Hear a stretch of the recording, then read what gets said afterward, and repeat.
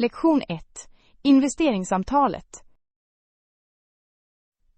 Har du funderat på investeringar?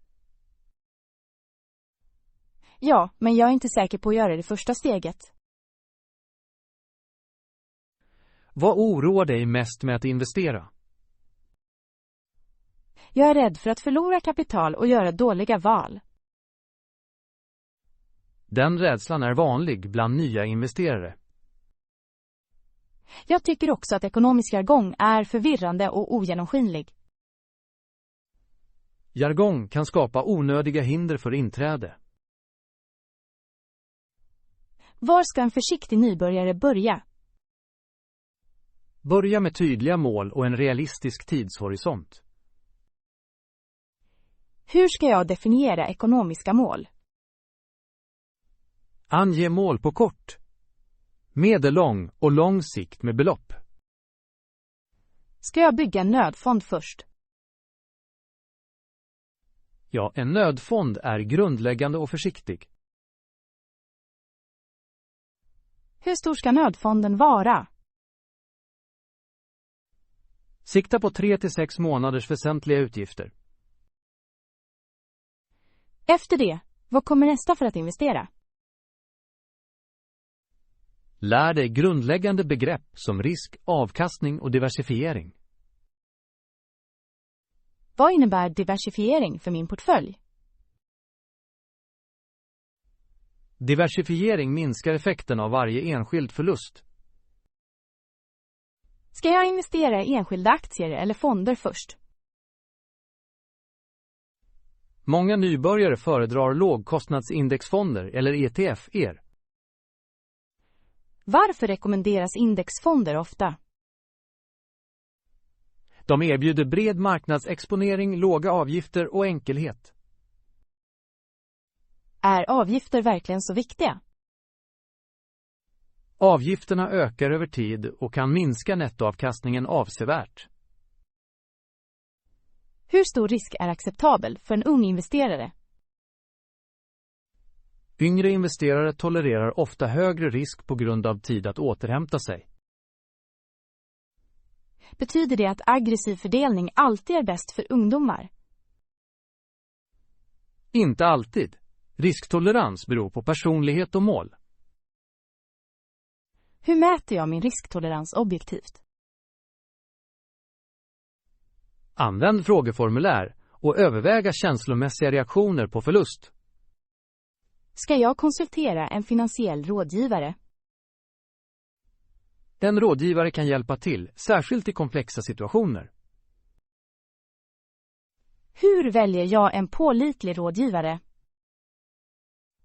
Sök förvaltare som avslöjar konflikter och tar ut transparenta avgifter.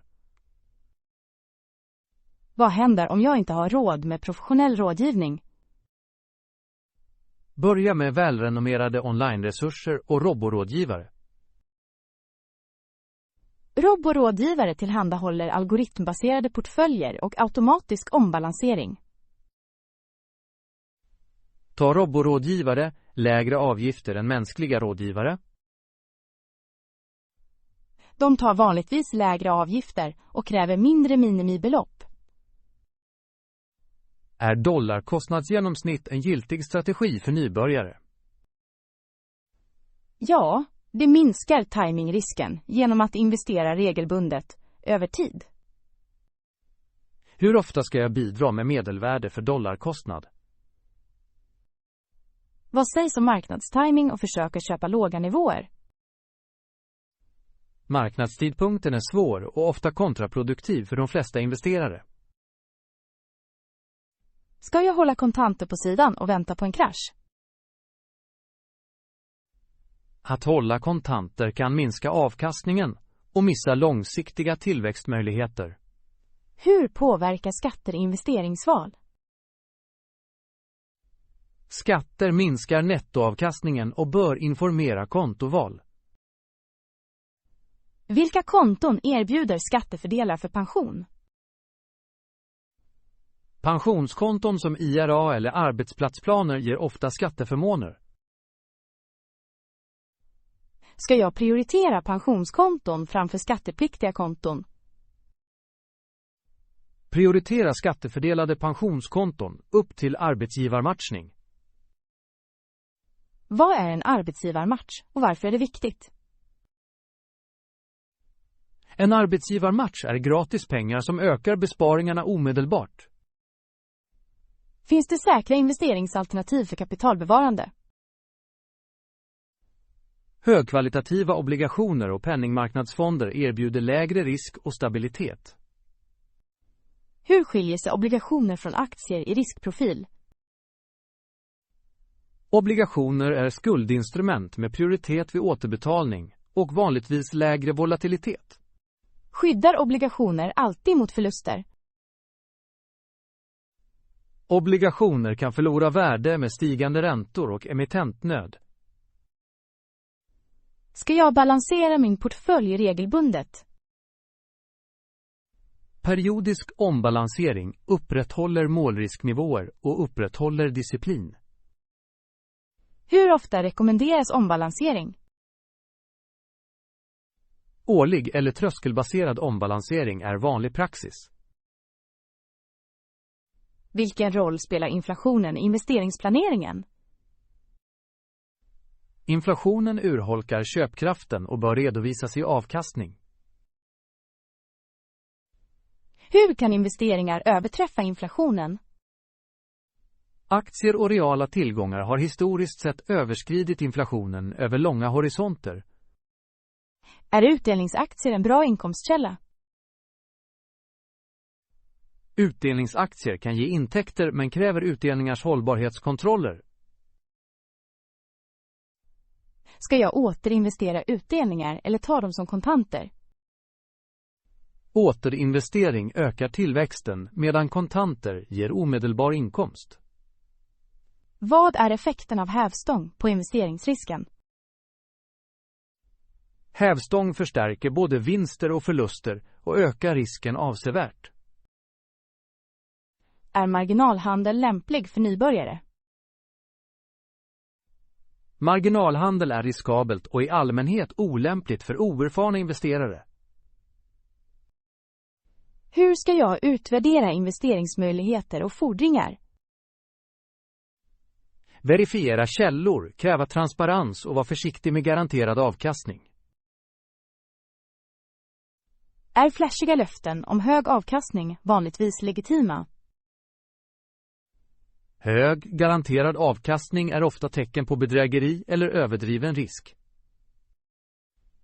Hur viktig är en investeringsplan innan tilldelning av medel?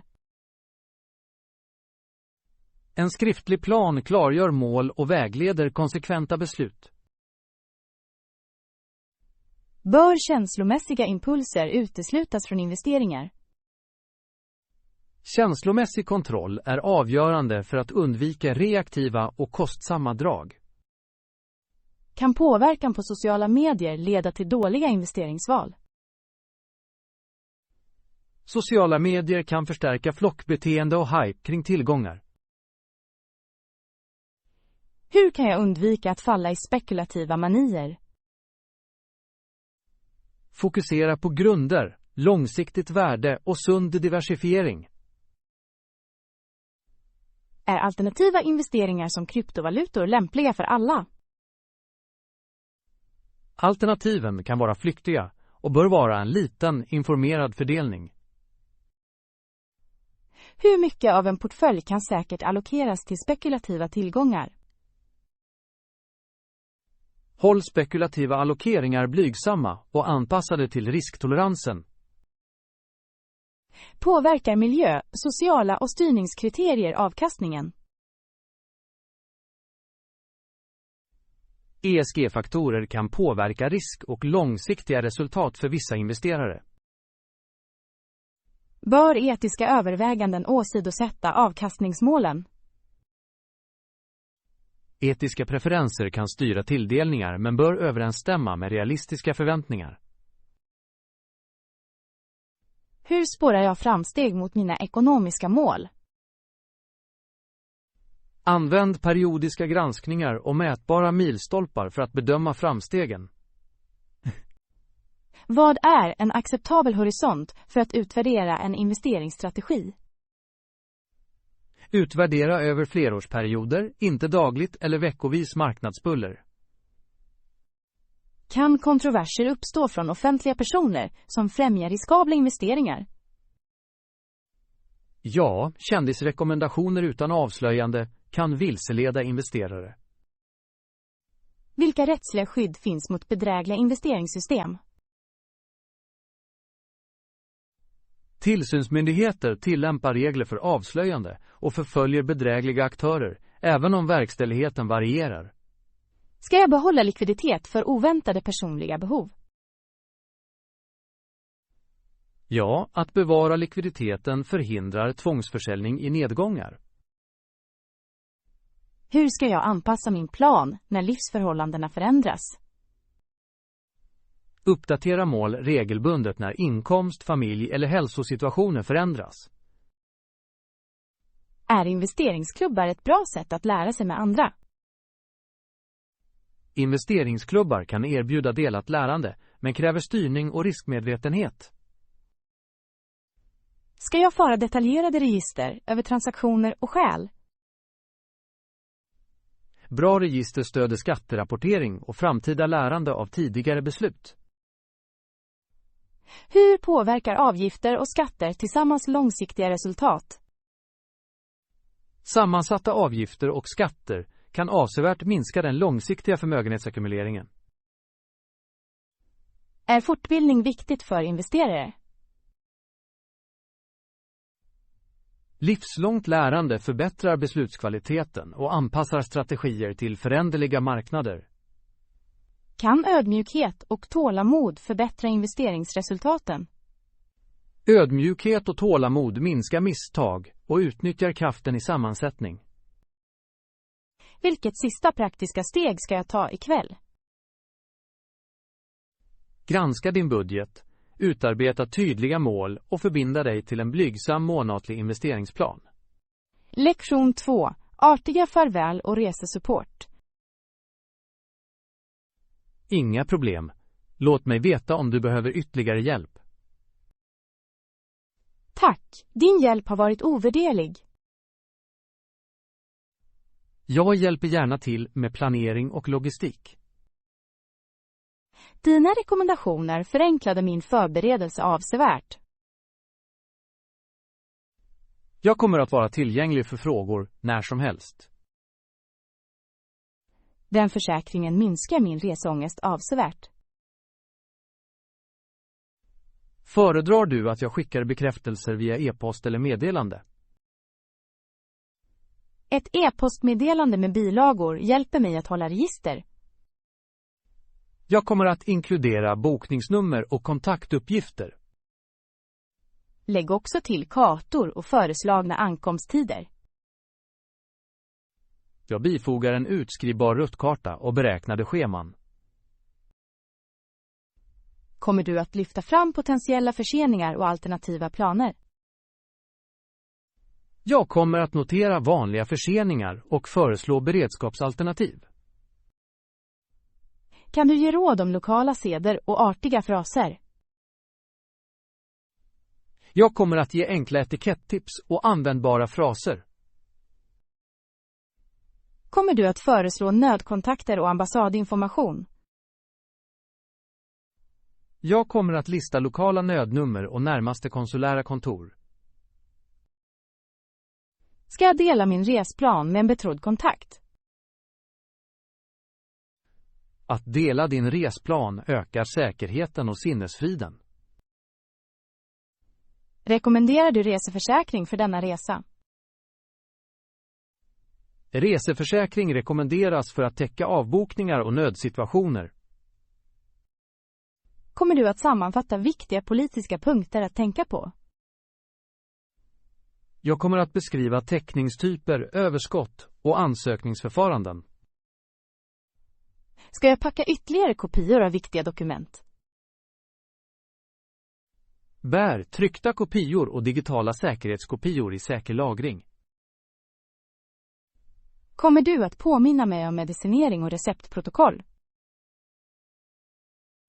Jag kommer att lista mediciner, doseringsanteckningar och kontaktuppgifter till läkare.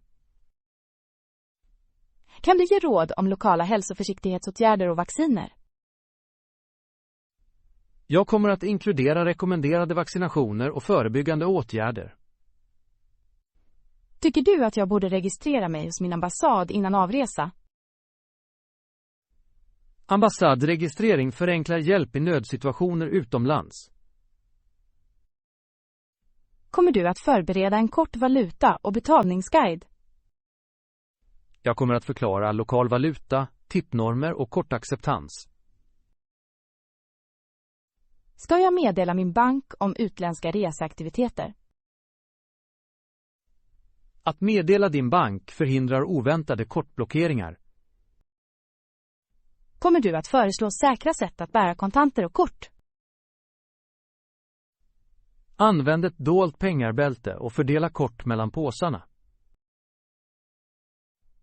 Rekommenderar du att använda bankomater i banker snarare än fristående maskiner? Bankomater tenderar att vara säkrare och bättre underhållna. Kommer du att ge råd om lokala transporter och säkerhetstips? Jag kommer att lista ansedda taxitjänster, transitkort och säkerhetszoner. Ska jag förboka transfer från flygplatsen till hotellet? Förbokning minskar stress och säkerställer snabb ankomst. Kommer du att ge råd om artigt beteende när du använder kollektivtrafik? Jag kommer att beskriva sittplatsetikett, könormer och bulleröverväganden. Kan du rekommendera appar för navigering och språköversättning? Jag kommer att föreslå pålitliga offline-kartor och översättningsverktyg för resenärer. Tror du att lära dig några lokala fraser kommer att underlätta interaktion? Enkla hälsningar och tackfraser främjar välvilja och lätthet. Kommer du att hjälpa mig att öva uttal för nyckelfraser? Jag kommer att skriva fonetiska guider och enkla övningsövningar. Ska jag vara uppmärksam på kulturella klädkoder på vissa platser? Respektfull klädsel är avgörande på religiösa och formella platser.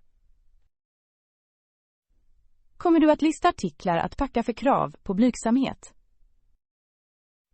Jag kommer att rekommendera halsdukar, långa ärmar och konservativa bottnar efter behov. Förutser du några väderrelaterade förpackningsjusteringar? Jag kommer att inkludera säsongskläder, regnutrustning och solskyddstips. Ska jag planera för variabla eluttag och adaptrar? Ta med universella adaptrar och spänningsomvandlare om det behövs. Kommer du att tillhandahålla en checklista för elektronik och laddare? Jag kommer att lista laddare, reservbatterier och kabelarrangörer. Kan du föreslå lätt bagage för att underlätta rörligheten? Lättviktsväskor minskar belastningen och förenklar transportlogistiken. Kommer du att rekommendera säkra lås för bagage? Använd TSA-godkända lås och diskreta bagagelappar för säkerhet. Ska jag förvara värdesaker i ett säkert hotell istället för att bära dem? Hotellkassaskåp minskar risken för stöld av viktiga föremål. Tror du att ett bärbart kassaskåp eller låsbox är användbart för vandrarhem? Bärbara låsboxar ger säkerhet när dedikerade kassaskåp inte är tillgängliga. Kommer du att inkludera tips för respektfull fotografering och samtycke? Få samtycke innan du fotograferar människor och kulturella platser. Kan delning på sociala medier utgöra integritetsproblem under resan? Försena publicering av realtidsplatser för att skydda personlig säkerhet och egendom. Ska jag lära mig grundläggande fraser för att be om tillstånd artigt? Fraser som "Kan jag ta ditt foto, snälla?" visar respekt och tydlighet. Kommer du att erbjuda vägledning om tippetikett i olika länder? Jag kommer att beskriva typiska tippprocentsatser och lokala förväntningar. Rekommenderar du att bära en liten frasbok för regionen? En kompakt frasbok är ett praktiskt verktyg för respektfull kommunikation. Kommer du att rekommendera sätt att hantera förlorade dokument utomlands? Rapportera till lokala myndigheter och kontakta din ambassad omedelbart. Ska jag kopiera mitt pass och lagra kopian separat? Fotokopior och digitala skanningar hjälper myndigheter och snabba utbyten. Kommer du att föreslå enkla säkerhetsrutiner för ensamutforskning? Dela planer med kontakter, undvik riskabla områden och håll dig medveten om omgivningen. Tror du att blandning med lokal klänning minskar oönskad uppmärksamhet? Att blanda in kan minska risken för att bli måltavla som turist. Visst. Kommer du att föreslå strategier för att förhindra ficktjuvning? Håll värdesaker nära, minimera distraktion och använd säkra väskor. Ska jag vara försiktig med gata mat om jag har en känslig mage? Välj upptagna bås med hög omsättning och kokta, heta föremål. Kommer du att ge råd om hydrering och solsäkerhet för varma klimat? Drick vatten regelbundet, bär en hatt och applicera solskyddsmedel med hög SPF. Rekommenderar du att schemalägga viloperioder för att undvika resutmattning? Korta tupplurar och måttlig takt upprätthåller energi och njutning. Kommer du påminna mig om att säkerhetskopiera foton och viktiga filer dagligen? Regelbundna säkerhetskopior förhindrar förlust och bevarar minnen och dokument. Ska jag lära mig några nödfraser för medicinska situationer? Fraser som "jag behöver en läkare" och "jag är allergisk mot" är viktiga. Kommer du att hjälpa till att förbereda ett kort nödskript för lokal personal? Jag kommer att skriva ett kortfattat manus med översättningar för brådskande behov. Behov. Rekommenderar du att köpa ett lokalt simkort för anslutning? Ett lokalt simkort minskar ofta roamingkostnaderna och förbättrar tillförlitligheten.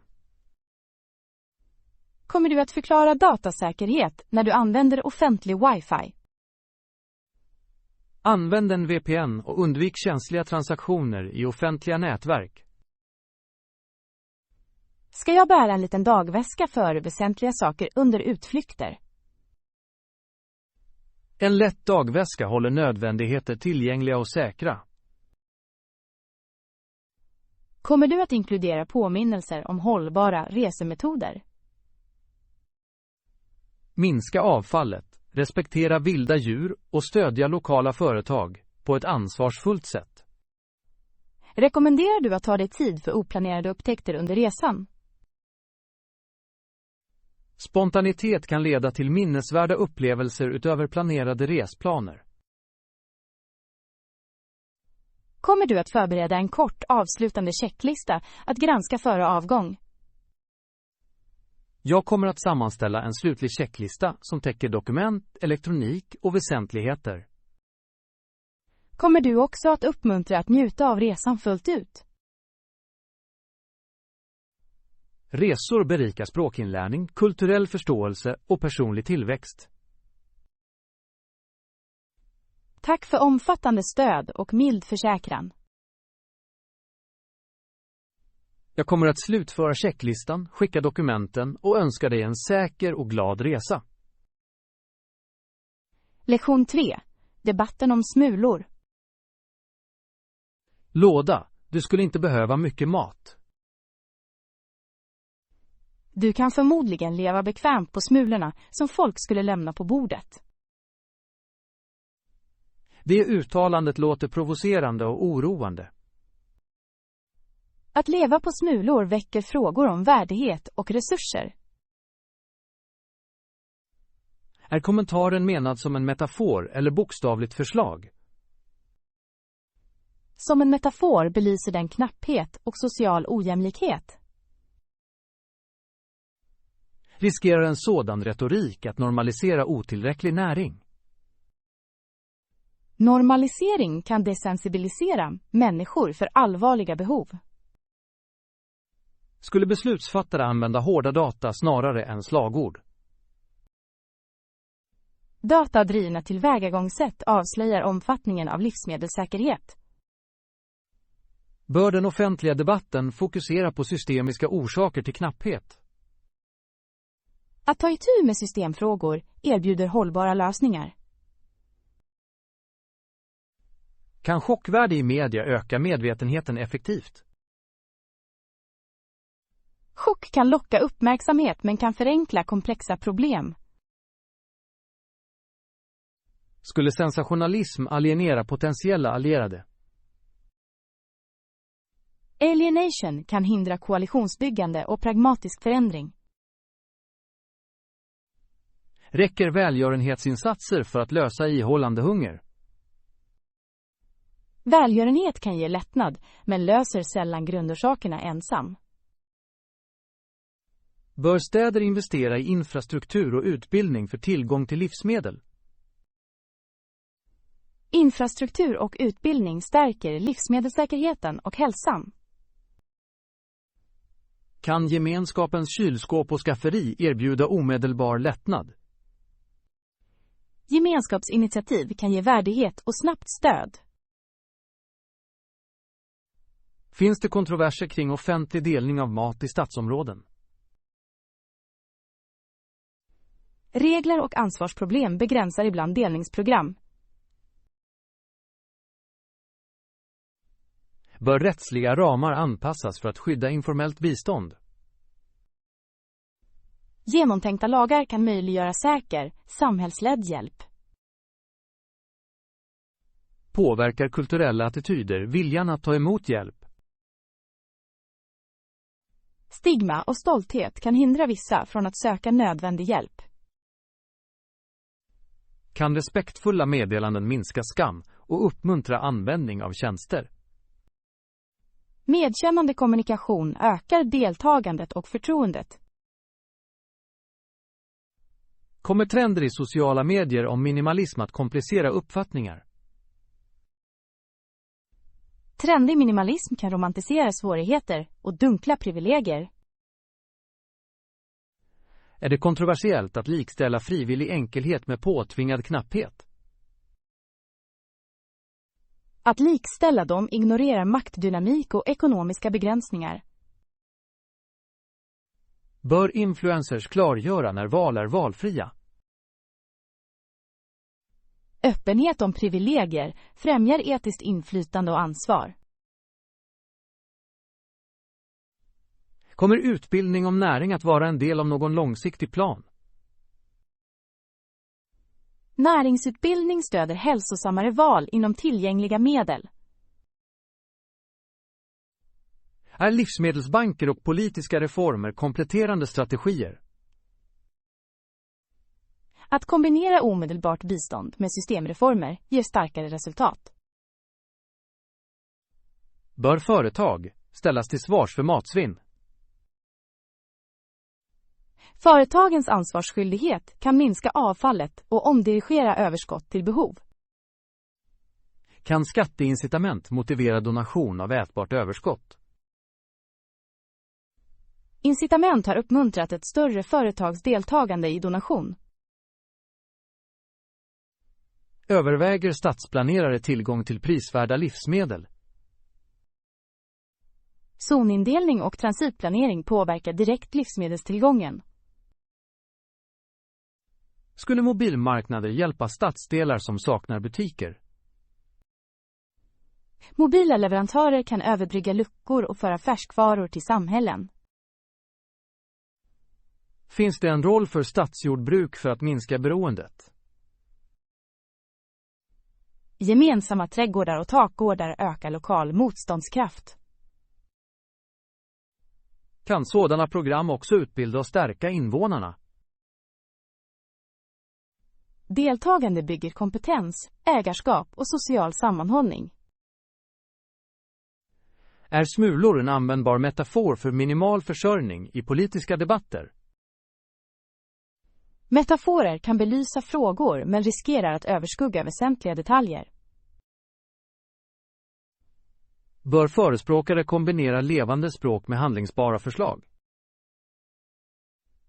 Att kombinera brådska med tydliga planer mobiliserar effektivt stöd.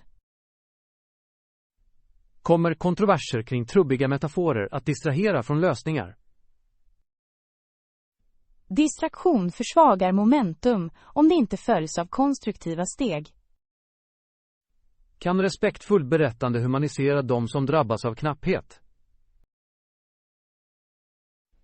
Personliga berättelser främjar empati och informerat offentligt svar.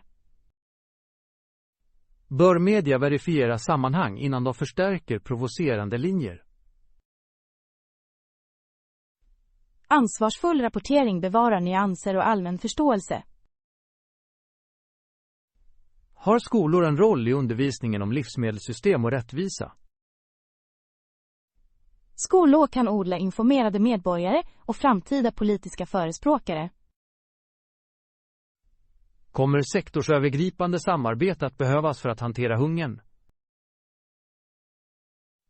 Samarbete mellan myndigheter, icke-statliga organisationer, samhällen och företag är avgörande.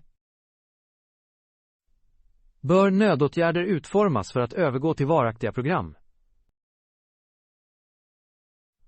Övergångsplanering förhindrar cykliskt beroende och förbättrar resultaten. Kan samhällsledda revisioner stärka den lokala ansvarsskyldigheten? Revisioner ökar öppenheten och anpassar tjänsterna till verkliga behov. Är debatter om resursallokering i sig politiska och heta? Resursdebatter återspeglar värderingar och kräver inkluderande överväganden. Bör politiken utvärderas för oavsiktliga negativa konsekvenser? Noggrann utvärdering avvärjer skada och förfinar insatser effektivt. Kommer levd erfarenhet att vara central för att utforma human politik? Centrering av levd erfarenhet grundar politik i verklighet och värdighet. Kan små handlingar av delning inspirera till bredare social förändring? Delade handlingar kan katalysera empati och större kollektiva ansträngningar. Bör den offentliga diskursen balansera kritik med konkreta alternativ? Balanserad diskurs mobiliserar stöd och vägleder praktisk handling. Är etiskt att använda hyperbole när man diskuterar mänskliga behov? Etik kräver försiktighet när ord påverkar utsatta befolkningar. Kommer långsiktiga lösningar att kräva politisk vilja och offentliga investeringar? Politiskt engagemang och finansiering är oumbärliga för systemförändringar. Kan tittarna uppmuntras att agera lokalt efter att ha hört sådana debatter? Lokalt engagemang multiplicerar effekten och främjar hållbar samhällsvård. Bör innehållsskapare presentera resurser för tittarna att bidra på ett ansvarsfullt sätt?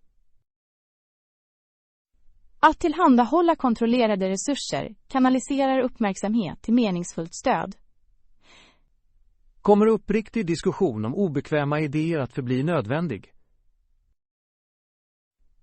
Ärlig konversation kan leda till reflektion och motivera reformer. Tror du att en metafor om smulor borde leda till konstruktiv handling? Om det stimulerar empati och mätbara steg kan det vara användbart. Jag kommer att skapa innehåll som utmanar självbelåtenhet och främjar praktiska, värdiga svar.